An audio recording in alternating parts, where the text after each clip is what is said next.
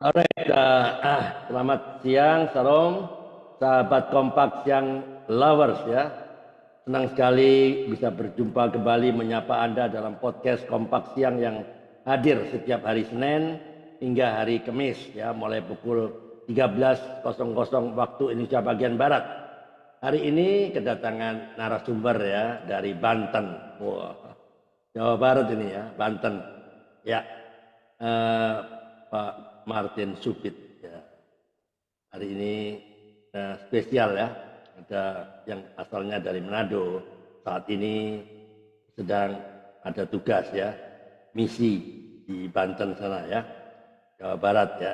Kita akan berbincang-bincang tentang hal-hal yang menguatkan iman dan memperkaya wawasan rohani kita semua ya. Bagi Anda yang sudah hadir di virtual Zoom, yang melihat tayangan di YouTube channel, Facebook maupun Instagram, kami ucapkan selamat datang dan selamat menyaksikan. Jangan lupa untuk subscribe, comment, like, and share, serta bunyikan lonceng notifikasinya agar Anda selalu mendapatkan update dari konten-konten baru. Mari kita mulai perbincangan hari ini dengan penuh sukacita dan biarlah perbincangan hari ini menjadi berkat bagi kita semua. Oke, sebelum kita masuk ke dalam perbincangan hari ini, mari kita mengenal ya lebih dalam tentang apa itu kompak. Kompak adalah singkatan dari komunitas sepakat. Sepakat terhadap apa? Ya, sepakat terhadap firman Tuhan seperti yang tertulis dalam firman Tuhan di Yohanes 1 ayat 1. Pada mulanya adalah firman, firman itu bersama-sama dengan Allah dan firman itu adalah Allah. Artinya apa? Bahwa Alkitab adalah the highest authority, otoritas tertinggi dalam kehidupan orang percaya. Otoritas tertinggi, ya, otoritas tertinggi bukan gereja, bukan pendeta, bukan pastor, ya, dan bukan yang lain. Otoritas tertinggi adalah hanya firman Tuhan. Maka siapapun dia, baik gereja, pendeta maupun siapapun ya, kita semua harus tunduk pada firman Tuhan. Oke, bagi Anda yang saat ini menyaksikan melalui YouTube channel, Facebook, dan Instagram, kami mengajak Anda untuk membagikan siaran ini ke komunitas yang lain yang adalah bagian dari amanat agung ya, seperti yang tertulis di Matius 28 19 sampai 20. Pergilah, jadikanlah semua bangsa muridku. Dan Markus 16 ayat 15. Pergilah ke seluruh dunia, beritakan Injil. Nah, ini dia. Kisah Para Rasul 1 ayat 8. Kamu akan menjadi saksiku. Mari kita bersama-sama menyampaikan kebenaran firman Tuhan kepada semua orang ya. Ada banyak orang yang belum kenal. Biarlah semua orang mengenal. Oke, sebelum saya mulai lanjutkan, ada satu hal yang penting yang perlu saya sampaikan kepada seluruh pemirsa yang bergabung melalui virtual Zoom, YouTube channel, Facebook, dan Instagram. Podcast Kompak Siang adalah ruang berbagi pengalaman iman dan perjalanan spiritual dari para narasumber dalam perjumpaan pribadi mereka dengan Kristus. Podcast ini tidak bertujuan untuk menyinggung atau menjelek-jelekkan kepercayaan manapun ya. Kami percaya bahwa setiap orang punya perjalanan spiritualnya masing-masing.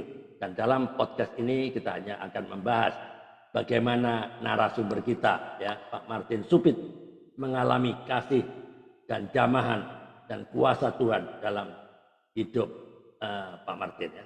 Mari kita saling menghormati dan menjadikan ruang ini sebagai tempat bertumbuh dalam kebenaran firman Tuhan. Oke, terima kasih atas perhatiannya dan mari kita lanjutkan perbincangan hari ini dengan penuh sukacita. Sebelum mulai podcast yang hari ini, saya ajak semua tunduk kepala dan kita berdoa. Kita satu hati ya. Bapak yang makasih, maha baik, kami bersyukur pada siang hari ini atas kasih dan penyertaan-Mu yang memungkinkan kami kembali berkumpul dalam podcast Kompak Siang ini.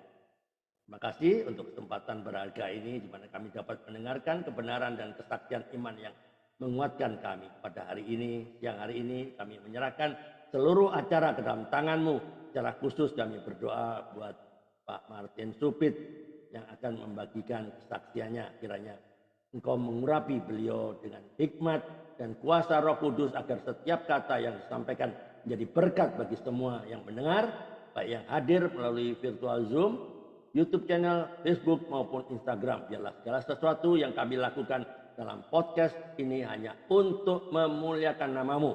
Singkirkanlah setiap gangguan dan biarkan hati kami siap menerima apa yang Engkau sampaikan hari ini. Makasih Tuhan, kami serahkan podcast ini dari awal, pertengahan sampai akhir ke dalam tangan-Mu. Di dalam nama Tuhan Yesus Kristus kami berdoa dan mengucap syukur. Amin. Alright, oke. Ada yang masuk barusan ini. Oh, dari Muara Bungo, Jambi. Bu Uli Sidauruk, selamat siang. Selamat siang Jambi. Ya, selamat siang juga. Itali masuk. Itali Turin. Kota apa? Mobil ini. Merek mobil Fiat. Torino, Italia. Ibu Ria Worang. Selamat siang Ibu Ria. Ya, mantap. Shalom. Shalom Ibu. Ya, sehat ya Bu ya. Oke, tetap semangat. Oke, kita kembali ke Pak Martin Supit sekarang. Oh ada Pak, ya masih ada di sini ya. Pak Saud dari California. Selamat siang Pak Saud ya. Dua malam di California ya. Malam beda waktu, beda benua ya. Terima kasih atas kehadirannya Pak Saud. Oke, Pak Bambang membantu saya hari ini. Oke, alright, Pak Martin. Selamat siang Pak Martin. Bisa ceritakan secara singkat ya tentang keluarga, anak keberapa sih Pak Martin ini di keluarga kandung ya? Anak keberapa? Asalnya pasti bukan dari Madura, bukan. Martin Supit itu pada ada dari Madura, nggak ada. Ya, sekarang tinggal di mana, melayani di mana, ya, bergereja di gereja mana. Oke, let's begin now. The floor is yours. Time start now. Oke. Puji Tuhan. Selamat siang, shalom semua. Selamat siang. Terima kasih Pak Andre. Ya, terima kasih semua yang sudah berikan saya kesempatan untuk ya berbagi pada siang hari ini. Ya seperti yang disampaikan oleh Pak Andre tadi, ya asal saya dari Manado. Ya, saya melayani di daerah Banten saat ini sebagai tenaga misi. Nama saya seperti yang ada di flyer ya, Martin Supit, tapi panjangnya Martin Ayub Supit. Wow, Ayub lagi ya. Semua orang tahu kan siapa Ayub? Ayub yes. Yang diganggu oleh iblis, tapi tetap teguh imannya. Ini sama dengan Pak Martin. Ada cerita nanti. Oke, lanjut. Oke, puji Tuhan. Jadi nama saya sebenarnya waktu dari kecil itu sampai saya SD, panggilan saya itu Ayub dari kakek saya, dari bapak saya. Okay. Jadi nama saya waktu kecil itu Ayub. Nanti setelah sudah besar baru saya ganti nama saya jadi Martin. Tapi memang nama saya Martin, tapi saya pakai nama awalnya Martin. Soalnya saya kurang pede waktu kecil ya kalau pakai nama Ayub. Tapi puji Tuhan saya percaya itu ada rencana Tuhan ya di balik nama Amin. Yang diberikan kepada saya. Amin. Ya, saya anak ketiga dari 4 bersaudara. Oke. Dan kami bersaudara laki-laki semua. Oh. Puji Tuhan. Dan saya sangat bersyukur ya saat ini dari kami keempat bersaudara yang melayani Tuhan sudah 3. Yang satu dia masih fokus dalam keluarga. Tapi yang 3 kami, saya, kakak saya yang kedua dan adik kami sudah melayani. Yaitu karena kebaikan Tuhan. Puji Tuhan. Ya. Oke, satu keluarga sudah berkeluarga apa? Bersaudara kandung berapa? 5 ya? 4. Saya 4. saudara kandung 4. Sudah menikah semua ya? Iya, puji Tuhan sekarang sudah menikah semua, sudah punya anak semua. Oke. Menikah dengan seiman kan? Iya, seiman, puji Tuhan. Oke, nggak ada yang nyebrang. Alright, luar biasa ya. Yang 3 sudah mengembalakan ya? Sudah pelayanan. Kalau yang 1 sudah mengembalakan. Oh, oke. Semua ada di Jawa atau di Sulawesi? Kalau yang kedua itu dia ada di Jakarta. Oh, Ya, Oke. dia pengembalaan di Jakarta di GPDI. Oke. Ya, ya. Oke. Iya, yang satu pelayanan di Manado di kampung. Ya. Sejak kapan Pak Martin keluar dari Sulawesi, dari Manado? Sejak kapan? Saya keluar dari Manado awalnya tahun 2002. Lalu kembali sekitar tahun 2004 baru merantau lagi. Merantau kemana? Merantau ke Jakarta dari tahun Oh, 2024 tahun 2004 sampai 2007 oh, oke. di Jakarta. Ya, ya, ya. Ah, ya, saya dengar ada cerita yang kurang baik ya, karena mungkin pergaulan atau apa sehingga yang tadinya keluarga baik-baik akhirnya terseret. Bisa bisa diceritakan? Oh ya, saya Ya. luruskan dulu ya, keluarga saya itu dulunya ndak ada yang baik. Ya, Oh, saya nggak ada yang baik ya. Oke.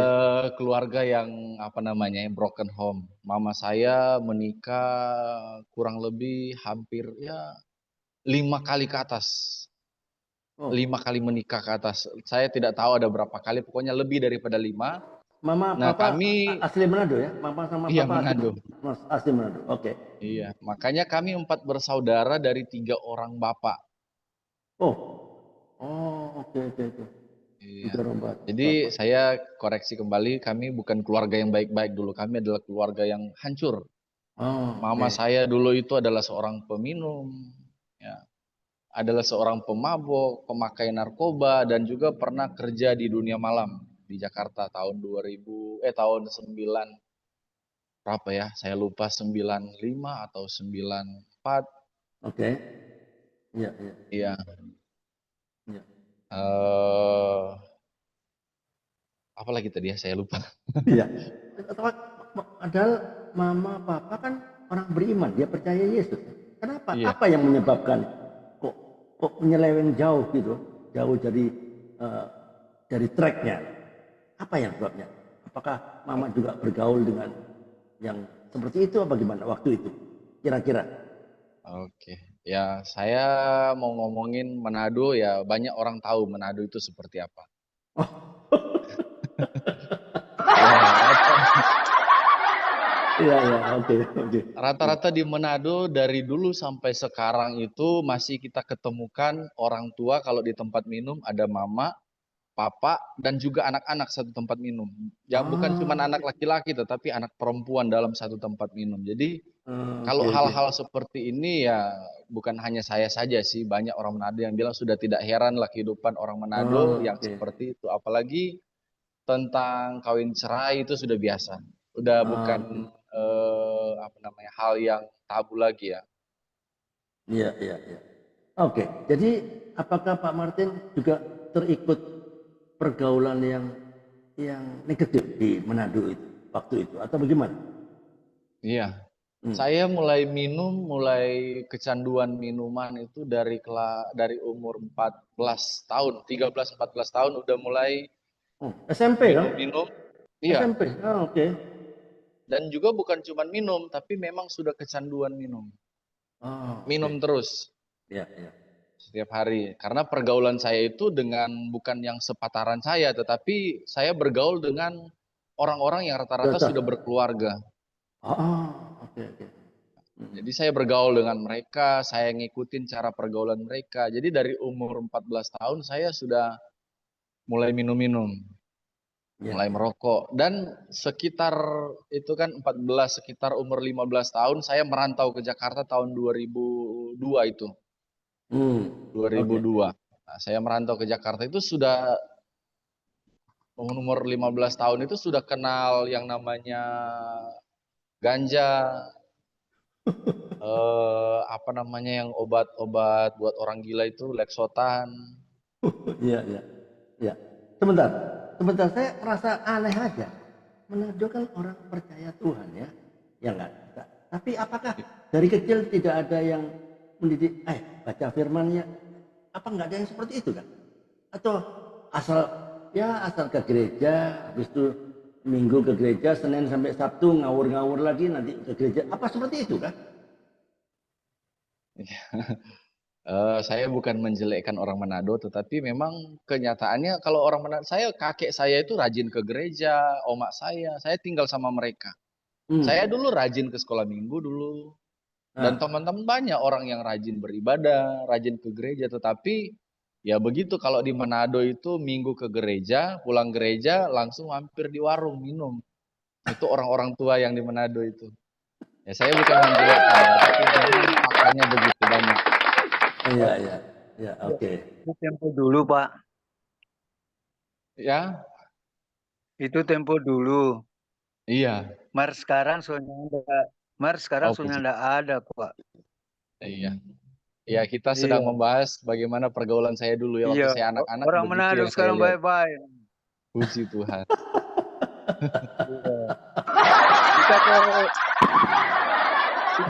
Kita ada kita ada Manado tahun 75 sampai 81, 6 tahun. Kok kita dapat istri orang Manado. Orang Rerer, orang Tondano Selatan, Dang. Buka apa kameranya, Pak? Buka kameranya supaya Pak Martin bisa lihat, Pak. Memang waktu tahun-tahun itu memang apalagi orang kan ada di air tembaga, Pak Martin. Jadi Texas itu di sana kan air tembaga. Kita campur dengan orang Sangir. Campur orang dari Gorontalo.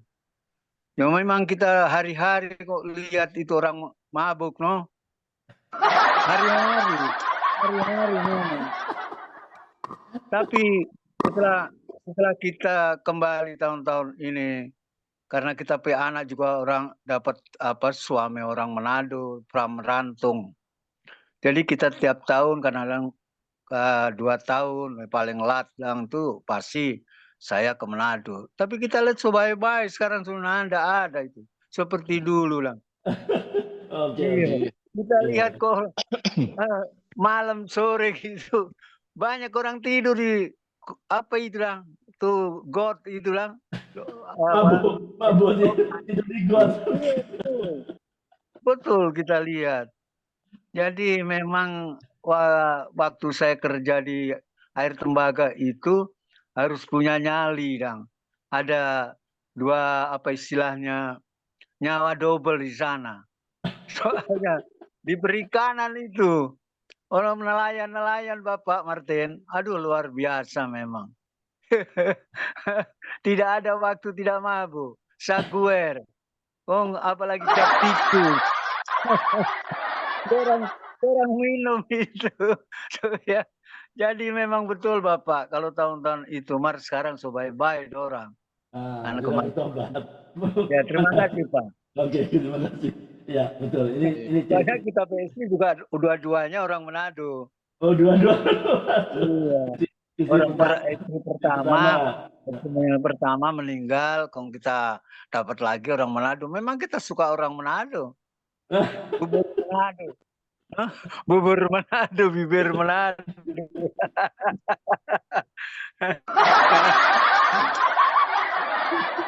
Ya, oke. Ini menarik ya. Cerita Manado ini menarik. Semua orang pasti senang ya. Kenapa ya orang senang Manado? Ya, unik ya. Istimewanya orang Manado, Dang. Ini ada Bu Arianca. Bu Arianca dari Manado juga. Jadi tinggal di Balikpapan ya. Ini Bu Arianca. Ya, oke. Ada Bu Arianca, ada yang mau ditanyakan ya? Boleh tanya nih. Sama-sama anak Manado, Jo. Bu Arianca, boleh tanya dong. Pak Martin. Boleh. Jadi ketika Pak Martin berkelimangan dengan miras, kemudian ada narkoba kecil-kecilan, titik balik mengenal Yesus di mana? Boleh tanya itu? Wow, langsung to the point ini.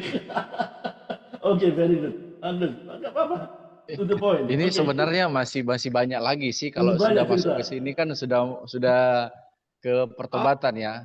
Ya, sebelum bertobat. Ini cerita belum bertobat dulu. Ya, mungkin nanti jawab sebentar aja ya. Nanti saya akan jawab itu ya. Boleh. Lanjut, boleh. Iya, nanti kepotong nanti sudah mau habis itu omongan kita nanti. Jadi Ya. iya. Jadi memang benar ya, fakta ya kalau di Manado itu dulu seperti itu ya. Kehidupan orang Manado. Dan jujur memang saya bilang di Manado itu dulu itu tidak ada teladan yang baik. Baik orang tua sendiri, baik saudara, baik teman-teman, tidak ada teladan yang baik. Walaupun orang itu mungkin bergereja, rajin ke gereja, tapi tidak menjadi teladan yang baik. Makanya kehidupan saya dulu itu dan banyak teman-teman saya juga hancur.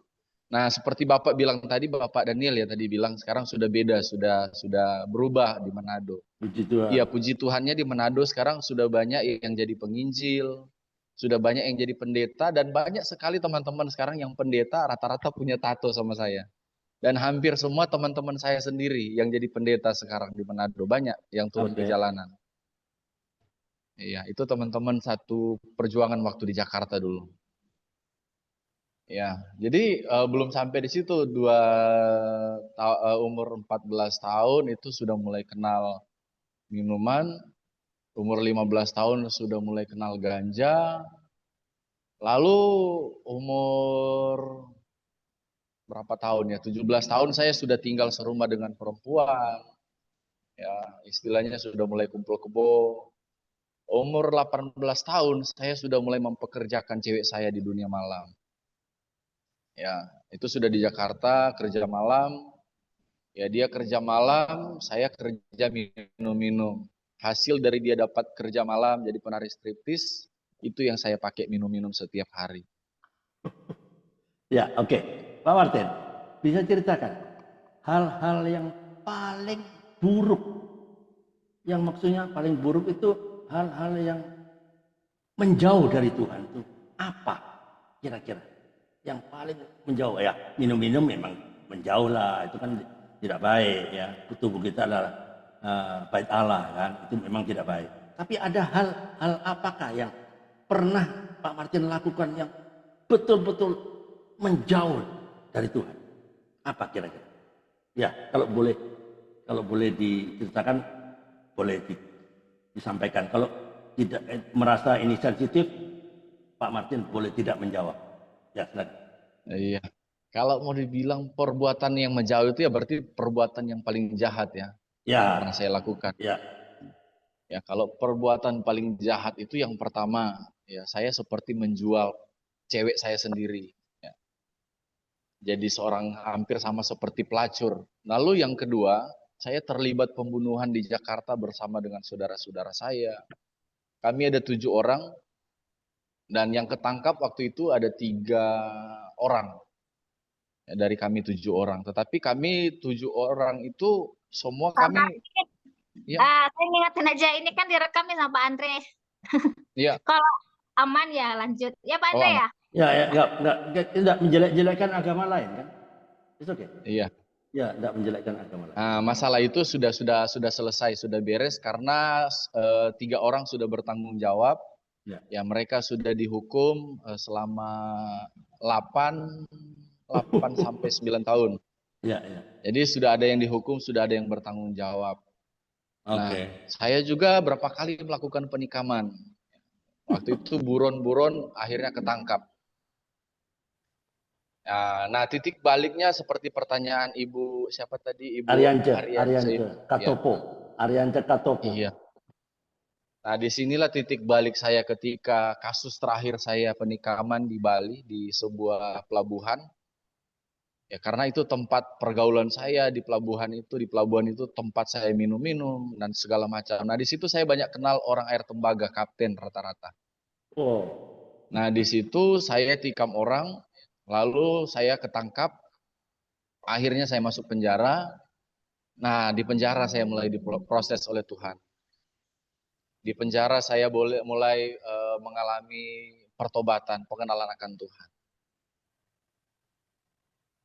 Ya. Saya cerita ya awal. Ya, sebentar Pak Martin. Teman-teman perhatikan ya. Tuhan sudah memperingatkan sebenarnya.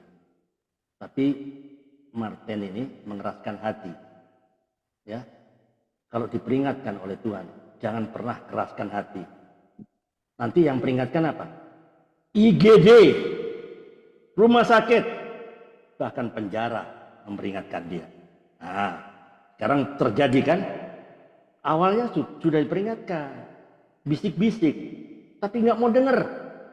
Dia dengar suara yang lain. Teman-teman perhatikan ini ya. Ini pelajaran untuk kita semua. Dia dengar suara yang lain. Masih juga berjalan ke arah yang berlawanan. Diperingatkan lagi. Teman-temannya semua ketangkap. Dia masih bebas. Lari sana, lari sini. Diperingatkan lagi. Tapi sudah nggak tahan lagi. Ya. Peringatkan penjara yang memperingatkan dia. Kita lihat. Apa yang orang penjara lakukan kepada Pak Martin? Pasti tidak enak. Apa yang dilakukan di sana? Sehingga Pak Martin diproses di situ dan Pak Martin bertobat di situ. Bukankah begitu? Ya. Nah, silakan. Oke, puji Tuhan. Nah, waktu saya masuk penjara, orang yang saya tikam itu kebetulan orang satu daerahnya itu di penjara di Bali banyak. Ya, yang saya tikam itu keluarganya di Bali banyak, mereka ada kerukunan dari daerah mereka, dan di penjara itu banyak orang dari mereka. Nah, ketika saya dilimpahkan ke lapas, waktu itu masih titipan jaksa, ya selama satu atau 2 bulan ya saya lupa. Mereka mulai bilang, oh kami dengar ada yang tikam saudara kami sudah masuk. Waduh, saya mulai ketakutan, saya mulai dicari ini. Ada yang sudah mulai tanya-tanya, siapa yang tikam saudara kami ini? Mereka belum tahu dulu pertama. Karena saya saking takutnya, karena mereka kalau mereka tahu saya yang tikam saudara mereka, nggak tahu saya jadi apa. Mungkin nggak dibunuh, tetapi pasti dihajar dan segala macam. Nah, cara saya supaya menghindari mereka, di gereja banyak, di sana ada gereja, di dalam lapas ada gereja. Cara saya menghindari mereka, saya bergaul dengan orang-orang gereja. Nah, orang-orang gereja termasuk orang-orang yang dihormati, dihargai sama orang-orang yang di lapas. Nah, pertama saya ke gereja itu untuk melarikan diri, maksudnya cari aman. Ya. Cari aman saya ke gereja. Tetapi lama-kelamaan, ya saya karena setiap hari dengar firman, saya mulai mengerti. Tetapi sebelum saya benar-benar bertobat, saya tetap terus mengeluh sama Tuhan. Saya bilang, Tuhan, kenapa sih Tuhan izinkan saya di situasi yang tidak enak. Tapi sebenarnya saya sendiri yang cari, ya betul ya. Betul. Saya sendiri yang cari, tetapi saya menyalahkan Tuhan pada waktu itu. Saya bilang, Tuhan, kenapa Tuhan izinkan saya harus mengalami hal-hal yang demikian.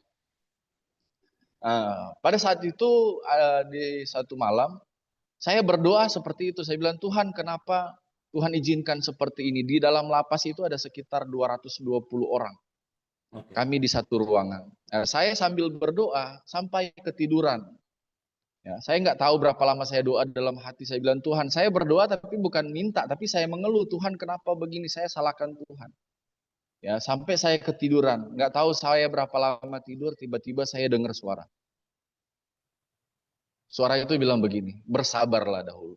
Beda dengan suara manusia kalau kita dengar suara seperti itu. Suaranya gimana ya saya mau gambarkan suara itu. Pokoknya saya mau bilang berbeda.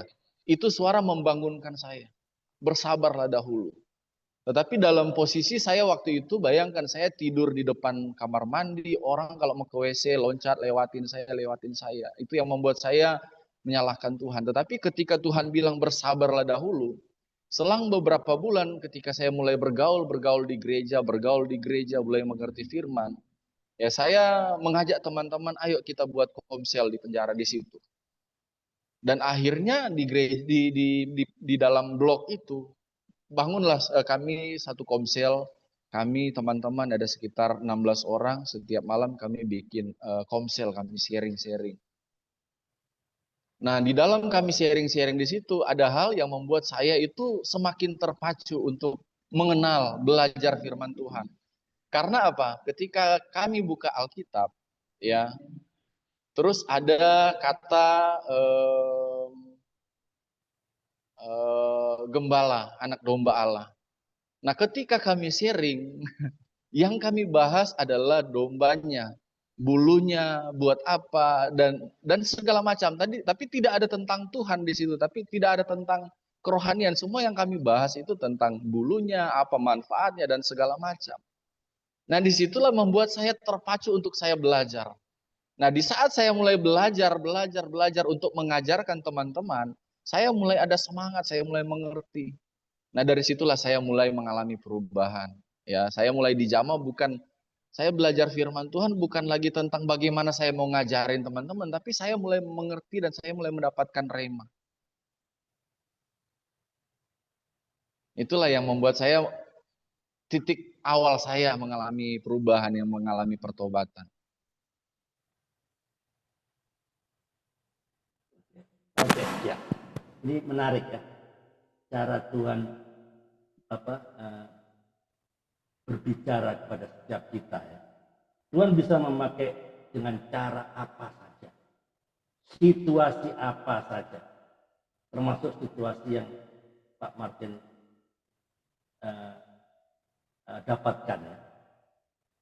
Soal pergaulan yang buruk, merusak kebiasaan baik, sehingga diperingati dengan baik-baik. Mungkin ada orang yang memperingati, pastinya, tapi nggak mau dengar. Ya. Sampai akhirnya penjara yang berbicara, memperingati. Di penjara enak nggak enak. Pasti ada preman-premannya di situ. Ya, pasti tidak enak. Masuk, saya dengar kalau orang baru masuk pukul pakai selang air kalau nggak salah ya. Seperti ya, dulunya seperti itu. Selang air ya, karena saya melayani setiap Jumat kan di lapas di Purwokerto. Itu tidak enak, masuk satu kali masuk itu pasti dapat selang air satu sabetan. Nah, itu kan bicara lewat peristiwa penjara yang memperingatkan. Kalau sudah nggak dengar, nggak mau dengar, ya penjara supaya apa? Dia rindu tidak seorang pun yang binasa, termasuk Pak Martin, tidak mau dia binasa. Jadi kita harus dengar-dengaran. Puji Tuhan, dia bisa buat komsel lah, yaitu sehingga bisa terus mau mendekat dengan Tuhan. Oke, bagaimana akhirnya komsel itu dibangun di penjara itu? Apa tidak ada larangan dari Kalapas apa semuanya? Ya, waktu kami bangun komsel, ada teman-teman dari seberang, ya mereka sengaja bikin ribut, sengaja bikin pancing-pancing supaya kami terganggu komsel. Ya. Nah, waktu kami lagi komsel, teman-teman semua sudah gelisah, ada yang sudah ngamuk segala macam. Nah, kita di dalam penjara itu rata-rata orang-orang yang ada banyak yang kasus pembunuhan dan segala macam. Nah, kami ditentang waktu itu bikin komsel. Ya, kami diganggu di segala macam yang mereka buat. Nah, ada satu titik saya bilang, Tuhan, berikan saya kekuatan. Tuhan. Saya tidak tahu keberanian apa yang Tuhan kasih. Saya berdiri, saya bilang, kita semua di sini belum menjadi malaikat. Ya, kami ibadah itu bukan kami belum jadi malaikat. Kami beribadah, kami belum menjadi malaikat. Kita semua masih sama-sama bajingan. Ya, kita semua masih sama-sama ingin berubah, ingin jadi baik. Saya cuma bilang minta tolong hargai kami di saat kami sedang beribadah, dan kami juga akan menghargai kalian beribadah. Nah, puji Tuhan, mulai dari hari itu, ya mereka tidak lagi pernah mau mengganggu kami. Puji Tuhan. Tapi kalau saya tidak sampai, saya pikir kalau Tuhan tidak berikan saya kekuatan, Tuhan tidak berikan saya hikmat pada waktu itu, mungkin kami perang di dalam. Iya, betul. Pasti, karena teman-teman semua sudah nggak karuang, mereka sudah ada yang maki-maki dan segala macam. Nah, inilah Tuhan berikan kekuatan, Dia berikan saya hikmat untuk bicara. Akhirnya, nah saya mau sampaikan lagi bahwa waktu saya dipindahkan ke blok itu, dulunya saya di blok kriminal. Ya, dulu saya di blok kriminal, lalu ada salah satu bos bandar narkoba, dia tarik ke blok narkoba. Nah, blok itu saya bilang, Tuhan, ini blok neraka Tuhan. Blok neraka Tuhan. Makanya itu saya berdoa. Saya bilang, Tuhan, kenapa Tuhan selalu tempatkan di situasi yang tidak enak? Karena saya bilang ini blok neraka. Orang pakai narkoba, orang berkelahi setiap malam, lempar-lemparan dan segala macam. Nah, itulah ketika Tuhan bilang bersabarlah dahulu, ya kami bangun Komsel. Puji Tuhannya tempat itu ya menjadi tempat teraman di dalam satu lapas itu. Puji Tuhan. Saya bilang blok neraka, tapi setelah saya ada di situ, setiap orang Kristen mau masuk ke dalam ke lapas itu, mereka ketemu saya minta tolong dong tarik saya ke lapas itu. Kami mau bergabung di situ, kami mau di situ. Di situ lebih aman dibanding lapas-lapas yang lain. Karena setelah kami ada Komsel di situ, mereka masih ada pakai narkoba, tapi mereka sembunyi di dalam kamar. Tidak terang-terangan seperti awal saya masuk. Masih ada perselisihan, tetapi tidak ada perkelahian lagi sama sekali.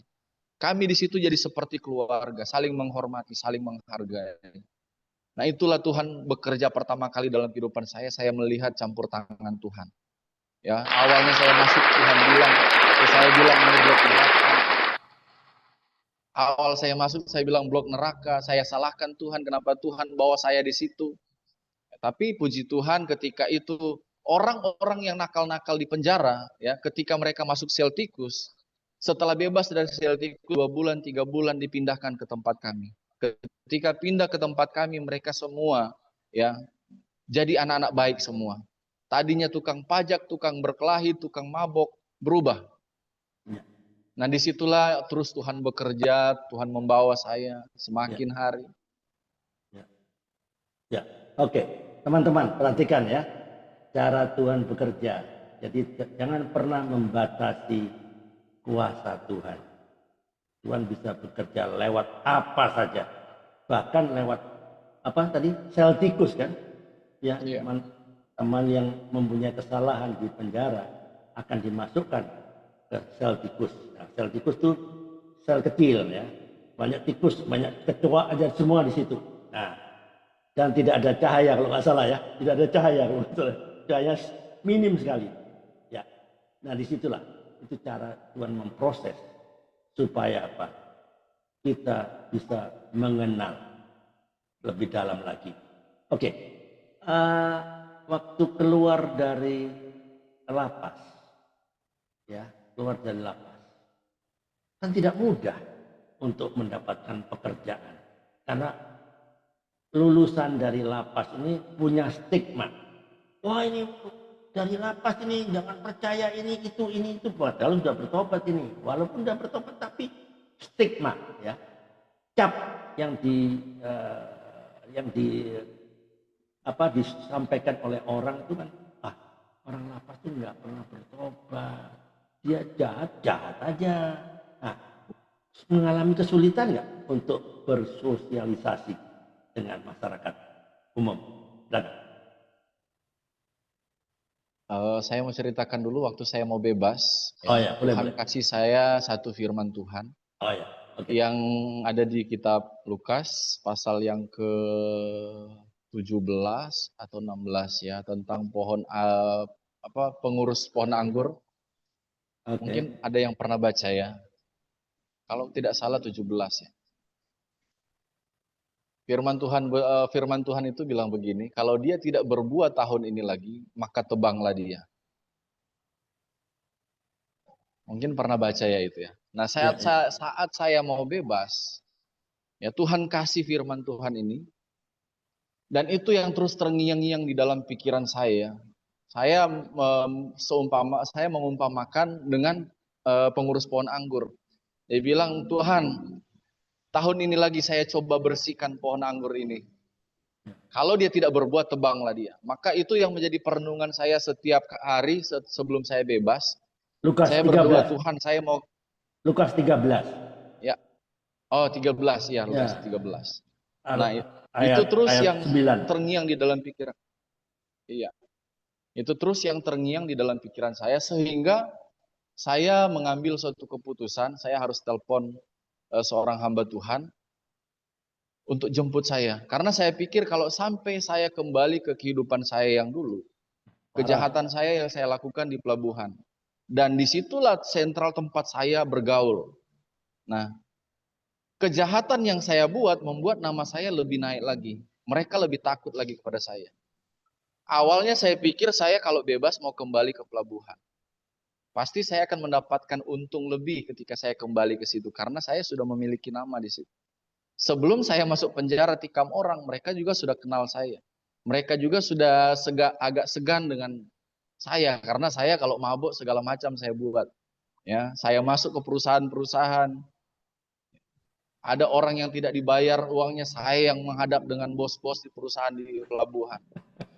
Oke. Tetapi inilah yang Tuhan ingatkan kepada saya, kalau saya salah mengambil keputusan, ya, seperti firman Tuhan bilang, tebanglah dia. Jadi saya tidak kesulitannya ketika saya bebas, karena ada seorang hamba Tuhan yang akhirnya mau menjemput saya supaya saya bisa tinggal di gereja.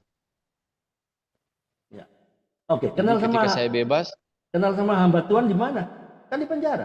Yuk di penjara. Iya, karena di penjara mereka datang melayani. Oke.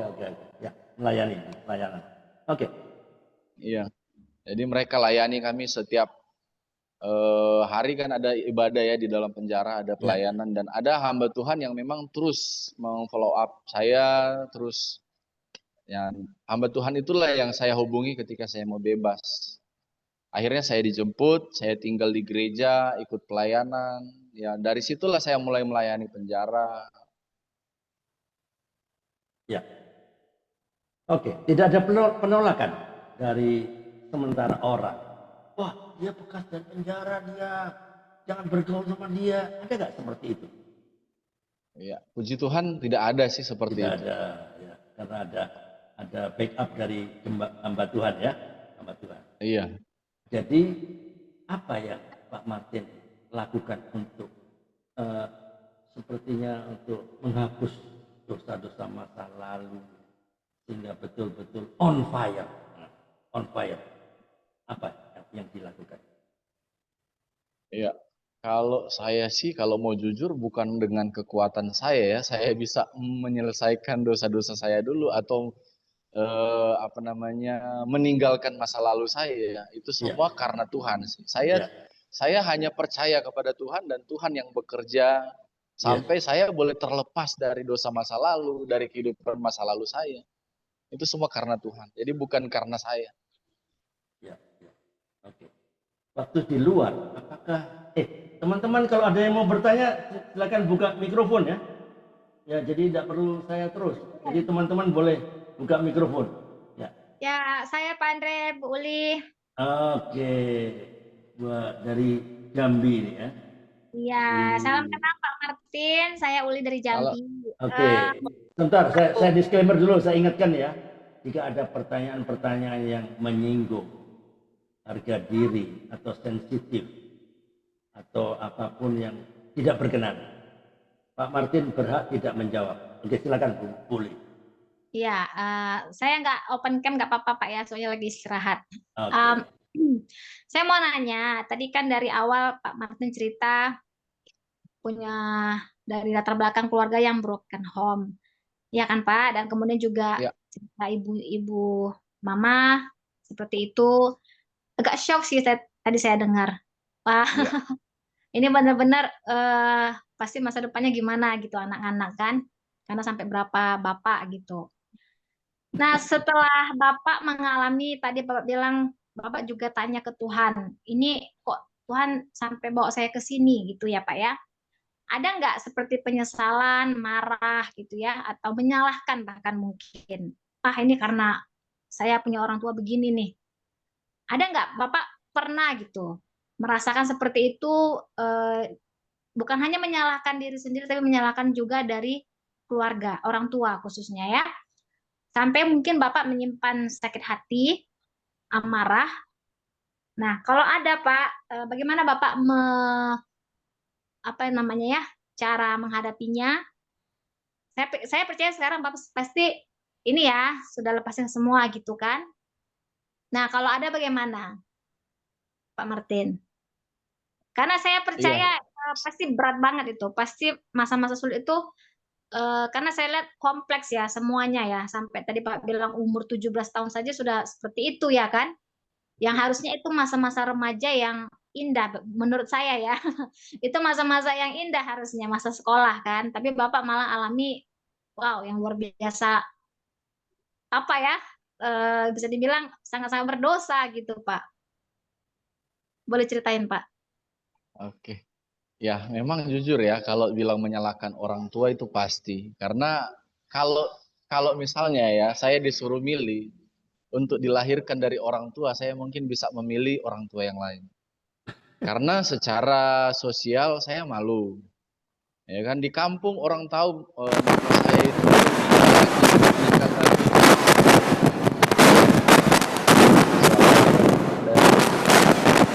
Ribut ya suaranya. Ya. Ini Pak Andre kayak. Oh ya, Oke, sudah bagus ya. oh ya, oke. Jadi sebagai anak saya tertekan karena mama saya itu waktu saya di kampung umur masih kecil, mama saya itu tiap kali merantau pulang bawa laki-laki lain, merantau lagi bawa laki-laki lain. Sehingga saya itu mau bergaul pun merasa jadi malu, ya kan? Karena ya jadi gimana ya mau bilang anak mana yang mau lihat orang tuanya seperti itu. Jadi di dalam kehidupan saya pasti saya menyalahkan orang tua, tetapi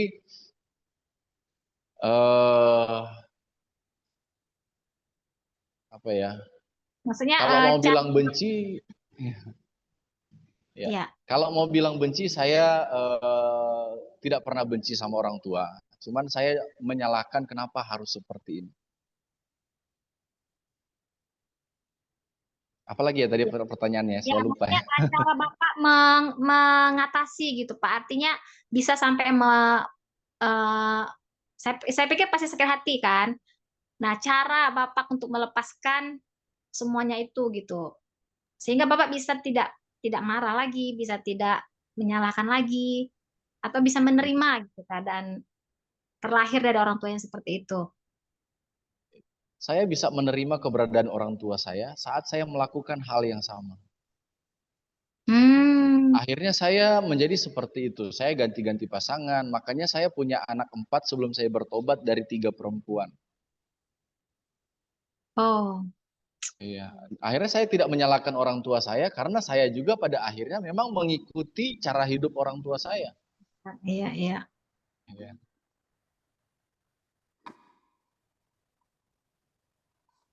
So complicated. Iya. Iya, Pak. Jadi artinya Ada lagi? Bapak sudah bisa terima ya, Pak ya? Ya, kalau sekarang puji Tuhan, ya dulu menerimanya karena saya berbuat hal yang demikian, ya kan? Tapi sekarang untuk baru generasi ya, Bapak enggak mau lagi terulang gitu ya, Pak ya? iya pasti. Oke, oke. Jadi bisa disimpulkan apa namanya ya? Nurun jejak juga ya sampai di Bapak ya. Menurunkan juga ya. Ya, luar biasa, Pak. Oke, lanjut, Pak. Saya Oke. Ini Bu Ria Worang ada yang mau ditanyakan, Bu Ria. Iya, Ya, terima silakan. terima kasih Pak Andre. Saya sangat tertarik dengan tadi perkataan Bapak. Bapak siapa ya? Pak.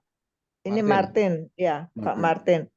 Pak Martin tadi katakan karena orang tuanya seperti suka minum, jadi Pak Martin juga ikut-ikutan minum.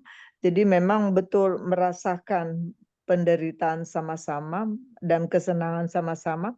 Kenapa kita sampai minum-minum? Oh, karena ada ini, ada itu, ada begini, begitu. Jadi mengerti keadaan orang tua juga mengerti. Jadi makanya memang nggak bisa marah sama orang tua.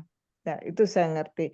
Yang saya mau bertanya di sini, tadi kalau tidak salah dengar saya, Pak Martin katakan punya pacar, itu pacarnya dikerjain, maksud dalam arti kata dikerjain, uangnya dipakai, uang kerja dia dipakai foya-foya oleh Pak Martin. Saya mau tanya, apakah dengan pacar itu jadi menikah? Kami tidak menikah tapi punya anak. Oh, oke. Oke. Dan oke, ngerti. Dan pertanyaan yang lain, selama Pak Martin dibimbing oleh grup rohani yang suka mengunjungi lapas, apa yang saya mau tanya di sini, apakah grup rohani itu mereka membimbing Pak Martin sampai tuntas atau ada yang meninggalkan Pak Martin? Iya, saya jawab ya. Ya, puji Tuhan mereka membimbing saya. Itu ada satu ibu hamba Tuhan, dia adalah seorang pengacara. Ya memang pegang handphone di penjara itu adalah pelanggaran. Tetapi saya punya handphone lah. Lewat saya pegang handphone itu saya dibimbing terus sama ibu hamba Tuhan yang pengacara ini. Dari saya masih di penjara, dia bimbing saya terus, dia doakan, dia kasih renungan firman Tuhan. Bahkan kalau dia pelayanan, dia suruh saya kadang doa syafaat, doa pembukaan. Nah, begitu sampai saya bebas, ibu ini terus yang bimbing saya. Selama saya di Bali 7 bulan saya tinggal di gereja, ibu ini yang terus bimbing saya dan dia terus bimbing saya. Oke, hanya itu. Terima kasih. Terima Ya. kasih Ibu Ria Worang. Ya, oke. Oke, teman-teman, kalau ada yang bertanya silakan siap-siap buka mikrofon. Ya, oke. Lagi dong. Pak Ya, Martin, jadi sekarang pelayanannya apa, Pak?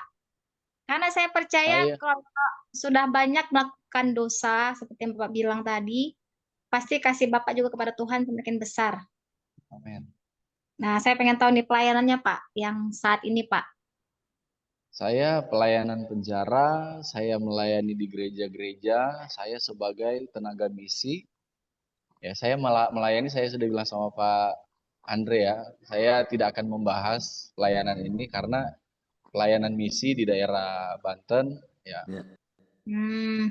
Sedikit aja saya buka apa namanya rumah belajar. Oh iya. Ya, anak-anak yang kami bimbing. Ya. Pelayanan kontekstual atau? Iya. Kontekstual. Ya. Oh, kalau kontekstual memang dia di bawah tanah pergerakannya, tidak boleh. Iya, saya paham. Jadi kami buka rumah belajar di tempat kami itu sekarang yang ikut belajar anak-anak hampir 60. Kalau datang semua 60 lebih. Ya. Oke Pak, makasih, mantap. Oke, ya. Itu maaf satu terakhir Pak Oh ya, Andre. boleh, silakan. Saya mau tanya, saya punya pengalaman ya. Saya punya teman perempuan cantik sekali, seperti artis. Dia itu kerjaannya suka pinjam uang orang nggak bayar, dan akhirnya masuk penjara. Oke. Sesudah masuk penjara, padahal orang ini sehat ya, sehat benar. Keluar dari penjara padahal hanya 1 tahun, dia itu sakit ginjal, terus meninggal. Nah, dia cerita, makanya saya jangan bilang kota mana yang dipenjarakan ya, nggak mau saya. Dia cerita, dia itu diperkosa sama petugas. Terus tapi dia nggak mau ngomong, dan akhirnya sesudah dia keluar dari penjara, dia cuci darah akhirnya meninggal. Nah, saya mau tanya sama Bapak Martin, apakah itu perempuan-perempuan yang cantik suka diperkosa sama petugas-petugas? Ya kalau memang kejadian ada, cuman enggak seperti itu semua. Sekarang kan, apalagi sekarang lapas perempuan kan dengan laki-laki berbeda, dan petugas-petugasnya juga rata-rata perempuan. Nggak tahu ya kalau yang Ibu ceritakan itu apakah ada petugas laki-laki, tetapi setahu saya ya dari beberapa lapas yang kami layani semua rata-rata perempuan petugasnya. Begitu ya.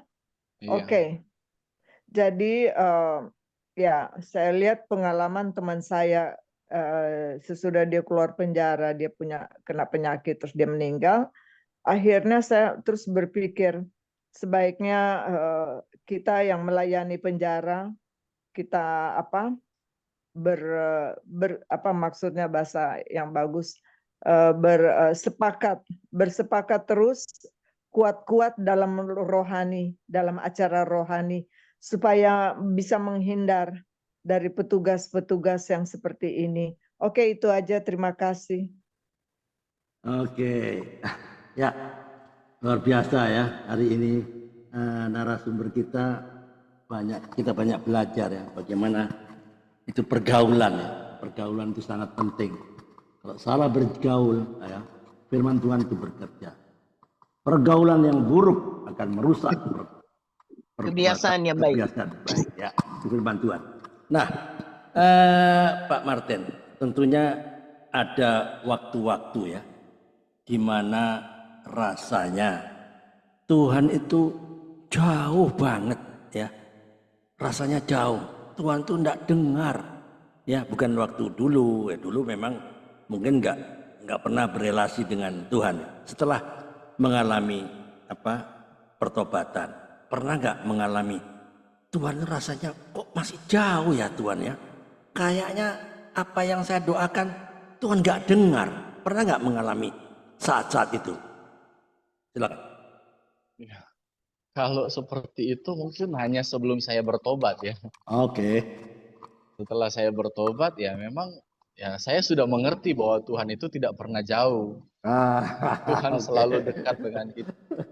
Walaupun kadang kita kalau seperti Pak Andre bilang mungkin kita pernah merasa Tuhan itu jauh, tetapi karena saya tahu Tuhan tidak pernah jauh, jadi tidak lagi pernah merasakan hal seperti itu. Ya, oke, saya cerita. Ya, waktu saya pindah di sini, beberapa bulan saya pindah di sini, anak saya yang satu kecelakaan, dia hanyut di sungai. Ya, saya sempat bertanya begini, Tuhan kenapa Tuhan izinkan lagi seperti itu? Ya jujur secara manusia saya melayani Tuhan, saya kalau dibilang sudah melayani Tuhan. Ya, saya kenapa harus mengalami seperti ini? Ya, sebagai hamba Tuhan saya merasa tertuduh apakah saya masih ada dosa yang harus saya pertanggungjawabkan. Ya kan? Karena dengan kejadian seperti ini. Ya. Kalau mau dibilang Tuhan saya sudah melayani, kenapa Tuhan tidak jauhkan anak saya dari kecelakaan? Iya. Jujur saya malu Tuhan. Ya kan, bagaimana saya berhadapan dengan orang, saya bilang, oh Tuhan pasti jaga dan lindungi dan segala macam. Kenapa anak saya harus mengalami kecelakaan? Nanti dia kecelakaan hampir 2 hari baru ketemu. Nah mungkin di saat itulah saya sampai bertanya kepada Tuhan, kenapa seperti ini? Tapi memang kalau mau bilang jauh, ya Tuhan itu tidak pernah jauh. Iya, betul. Oke. Ini ada Bu Debi nih. Bu Debi terlambat masuk lagi, nggak tahu ceritanya. Saya itu menyimak. Terlambat masuk, nggak tahu ceritanya lah. Dapat ujung-ujung dari belakang, Pak Andre. Tidak. Tadi dari ke rumah duka, jadi ada pelayanan. Iya. Oke. Ada yang mau ditanyakan, Bu Debi? Silakan. Iya. Apa yang Pak Martin Supit alami itu, walaupun kita sudah jadi hamba Tuhan, istilahnya Tuhan mengampuni segala dosa kita, tapi konsekuensinya tetap kita pasti jalani. Maksudnya gini, Tuhan ampuni, Tuhan dengar doa kita dan Tuhan ampuni. Hukum tetap jalan, istilahnya gitu. Ya, hukum tetap jalan. Jadi apa yang kita lakukan, apa yang kita tabur, itulah yang kita tuai. Jadi bukan bilang karena kita sudah pendeta, kita sudah hamba Tuhan, tidak. Tuhan ampuni dosa kita. Tapi istilahnya kayak gini, kita lakukan kesalahan, ya supaya kayak Pak Martin lakukan. Ya memang si korban mengampuni, tapi hukum tetap jalan, gitu. Jadi Tuhan gitu, dia ampuni, tapi tetap ada konsekuensi yang kita harus terima. Yaitu nih kejadian-kejadian yang Pak Martin alami, walaupun Pak Martin sudah melayani Tuhan. Tidak perlu kita tanya, Tuhan kenapa begini? Ya memang kita ya sebagai orang yang sudah bertobat. Saya juga pernah masuk penjara Pak, tapi karena judi.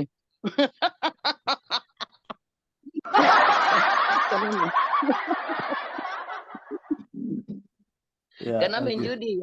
Itu juga yang kasih tangkap mamaku. Sudah dilarang, mamiku yang melaporannya aku ditangkap. Sialan. Tapi di situ banyak pembelajaran. Makanya saya suka melayani. Terus saya juga pernah narkoba gitu, masuk tapi sebagai pemakai gitu. Makanya saya suka layani di rutan itu yang orang-orang narkoba, bagaimana mengalami Tuhan gitu. Jadi begitu Pak. Jadi memang Tuhan ampuni kesalahan kita walaupun kita sudah melayani. Tapi ada yang memang pada saat terjadi dengan kita, kita sudah dalam pelayanan. Kayak Pak Martin, sudah bertobat, sudah melayani Tuhan, tiba-tiba anaknya kecelakaan. Pasti di dalam hati kita, Tuhan kenapa ya saya sudah melayani ini. Nah, tapi kita kembali introspeksi diri. Apa sih yang kita sudah pernah lakukan? Nah, itu konsekuensinya. Itu dari saya, Pak. Karena saya juga mengalami yang begitu. Pada saat saya bertobat, untuk bisa anak-anak bertobat, yaitu dari kita. Kayak saya dulu suka minum, suka judi, suka narkoba, itu. Anak saya ikutan. Jadi kalau pergi diskotik, anak kemonakan tante. Sama-sama. Bagaimana ya? Akhirnya saya di luar bertobat. Hindari minum. Saya dulu alkoholik. Satu hari kalau saya tidak minum, badan saya sakit.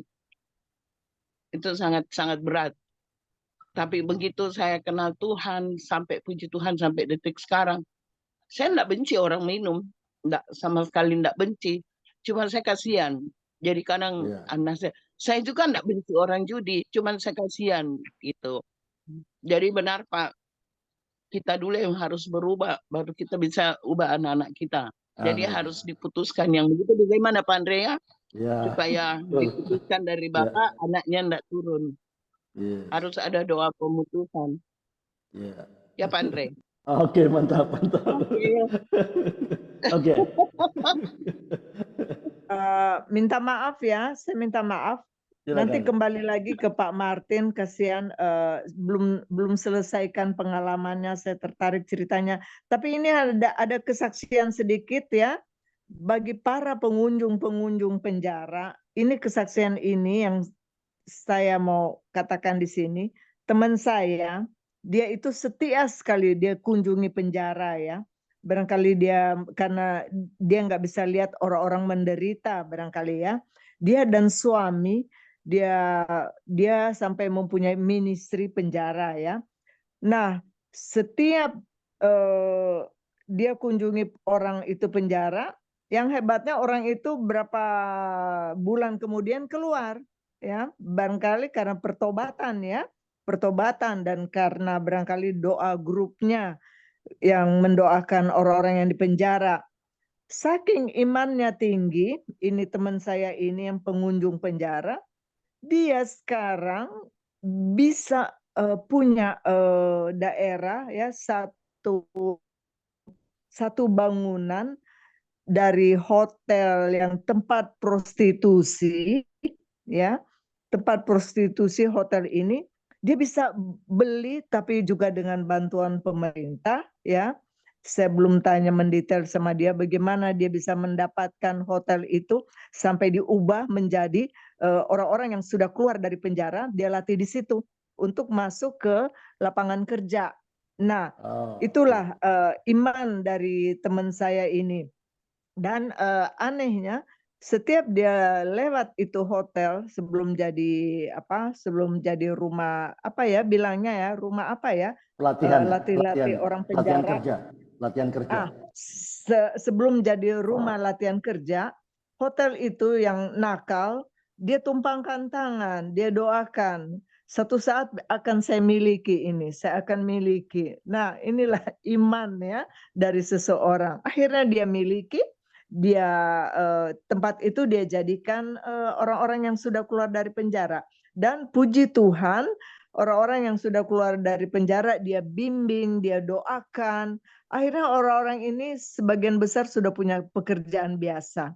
Oke, itu aja. Terima kasih, Tuhan berkati. Iya, oke. Mungkin maksudnya itu Ibu Evelyn, itu yang dinamakan rumah singgah untuk mantan narapidana, kah? Iya. Seperti itu ya? Begitu. Ini dari Iya. Ibu Evelyn. Ya, mantan. Ya, saya bertanya Pak Andre. Oh ya, silakan Pak Bambang, monggo. Ya, baik Pak Martin Supit, wah, terima kasih, ini luar biasa pengalaman baru. Saya juga pernah melayani di penjara, jadi ya saya kira ya begitulah keadaan dari penjara. Ya. Kemudian saya barusan saja mereka yang kasus narkoba telah keluar, ya luar biasa, dia bercerita tentang pertobatan. Dia di lapas itu dia sebagai apa namanya, dalam acara kebaktian itu dia sebagai WL-nya, ya. Luar biasa memang, ya. Nah, pertanyaan saya ini Pak Martin, ya, kan Pak Martin ini juga sama saya sampaikan kepada teman yang di penjara itu karena narkoba. Bagaimana untuk meyakinkan ketika keluar dari penjara, karena kasusnya yang seperti Pak Martin luar biasa itu, kalau ini hanya satu masalah saja, bagaimana untuk meyakinkan pada mereka, sedangkan Pak Martin kan sudah katakan banyak orang tahu bagaimana backgroundnya, latar belakang sampai di penjara itu, apalagi mengambil bagian di dalam pekerjaan Tuhan. Bagaimana Bapak bisa meyakinkan bahwa Bapak ini sekarang menjadi seorang hamba Tuhan atau pelayan Tuhan itu. Itu yang resep apa yang bisa bertahan untuk Pak Martin sekarang sampai sekarang itu menjadi hamba Tuhan itu. Apakah tidak ada hal lain yang mengganggu kalau melihat dari background Pak Martin? Itu yang pertama. Kemudian yang kedua, apakah seseorang yang telah dipenjara oleh kasus itu akan bertobat? Ada satu pertobatan. Itu yang kedua. Kemudian yang ketiga, berapa lama waktu untuk memiliki keyakinan bahwa saya bisa diterima oleh orang-orang lain, walaupun saya pernah atau mengalami kasus seperti yang dialami oleh Pak Martin ini. Itu ya, tiga hal itu Pak yang perlu ingin saya dapatkan agar supaya nanti juga menjadi bekal saya untuk melayani di penjara. Ya, karena ada jadwal-jadwal yang memang nanti kita dalam satu tim, kita bersama-sama untuk melayani itu. Tentu ada sharing-sharing yang bisa saya lakukan dari beberapa sumber yang termasuk Pak Martin yang luar biasa pengalamannya, sehingga kami boleh mendapatkan pesan yang terbaik, formulan terbaik. Terima kasih Pak Martin. Itu yang saya ingin tanyakan. Tuhan memberkati. Tuhan memberkati, puji Tuhan. Silakan. Yang pertama, yang saya sampaikan kepada teman-teman yang di penjara, sebagaimana yang saya alami, bahwa kita harus memperkenalkan kasih Tuhan. Iya. Sebagaimana saya mengenal kasih Tuhan, itulah yang mengubahkan saya. Lalu yang kedua adalah tentang penerimaan. Ya. Semua orang yang di penjara itu rata-rata merasa tertuduh dengan kehidupan mereka, merasa terabaikan dan merasa tidak berharga, ya, merasa tidak berarti dalam hal apapun. Nah, itulah yang kita mau bawa mereka, bahwa mengajarkan mereka bahwa Allah Tuhan mengasihi mereka dan mengajarkan kepada mereka bahwa mereka itu adalah orang-orang yang berharga, ya. Ada rencana Tuhan atas kehidupan mereka, karena rata-rata orang yang ke penjara itu orang-orang yang sudah tidak punya harapan lagi. Sehingga mereka membiarkan diri mereka itu terbawa di dalam dosa, terbawa di dalam kejahatan, hidup di dalam kejahatan. Karena mereka merasa tidak ada harapan lagi untuk hidup ketika hidup di dalam hidup lebih baik lagi. Mereka tidak punya harapan itu. Makanya kita berikan mereka pengharapan yang baru. Lalu yang kedua, ya, kalau berbicara tentang pertobatan, kami sih tidak menjamin orang yang kami layani itu harus bertobat. Ya. Karena kalau bicara pertobatan itu adalah pekerjaan Tuhan dan pilihan orang itu sendiri. Ya. Ketika dia mengenal Tuhan, apakah dia mau bertobat, mau meninggalkan perbuatan-perbuatan yang tidak menyenangkan hati Tuhan, atau dia tetap pertahankan itu adalah pilihan. Saya juga dulu waktu saya bertobat, saya ikut Tuhan itu adalah pilihan. Makanya saya bilang di awal tadi, ya, ketika Tuhan kasih saya firman Tuhan yang mengiang di kepala saya, ada dua pilihan. Saya kembali kepada kehidupan saya yang lama, memang menjanjikan. Ya, karena kasus saya itu sudah cukup membuat saya terkenal di pelabuhan itu. Ya, membuat hidup saya lebih gampang lagi kalau saya cari duit. Otomatis orang akan takut. Tapi Tuhan kasih saya pilihan. Kalau kamu mau ke situ, ya resikonya seperti yang firman Tuhan katakan. Kalau tahun ini tidak berbuah, tebanglah dia. Tebang. Lukas Nah, itulah yang 13. membuat saya Lukas membuat 13. saya harus memilih di Lukas 13. Akhirnya saya memilih yang Tuhan inginkan. Saya berdoa, Tuhan, bagaimana ke depan? Ya Tuhan cuma tuntun jalan saya. Tuhan tidak memberikan saya gambaran yang pasti. Ke depan saya menjadi orang baik atau orang jahat. Tuhan tidak kasih gambaran yang pasti saya menjadi hamba Tuhan atau tidak. Ya Tuhan hanya tuntun setiap jalan yang saya ambil. Yes. That's the problem. Bagus. Very good. Ya. Oke, terima kasih. Pak Proses Bambang. berapa bulan itu Pak? Berapa tahun untuk proses itu? Oh iya. Perubahan. Proses. Nah, ini yang menarik sih. Memang ketika saya memilih ikut Tuhan, belum langsung bertobat sepenuhnya. Ya, walaupun saya sudah di dalam pelayanan, ya saya masih berperang dengan kedagingan saya. Namanya orang baru bebas, ya saya pernah tinggal dengan perempuan, saya pernah menjalani kehidupan saya dengan perempuan. Otomatis orang yang baru bebas pasti, ya tujuan awalnya dia apa? Semua rata-rata pengen memuaskan keinginan-keinginan daging. Ya. Nah, saya itu berjuang. Ya, memang saya jatuh bangun. Ya, kurang lebih ada berapa 2 atau 3 tahun saya berjuang. Sampai akhirnya saya harus ke sekolah Alkitab. Keren. Kalau masih sayang waktunya sudah enggak ini ya. Sebenarnya saya masih perlu tanya lagi nih, karena ada kasus ini. Iya. Sesi kedua, Pak. Sesi 2. Nanti kita undang lagi. Kita undang lagi Pak Martin sesi 2, Pak. Tenang aja. Tenang aja. Jadi teman yang pernah kita layani itu keluar, kemudian justru dia, ya ini sayangnya dia berbuat lagi itu yang saya makin parah. Itu. Nanti itu dia Pak. Ya kita dibutuhkan sebagai hamba Tuhan yang melayani di penjara. Harus memperbesar kasih. Kadangkala orang yang sudah kita layani sungguh-sungguh, kita sudah berharap, sudah percaya dia akan bertobat, dia akan menjadi orang lebih baik, ternyata masuk lagi.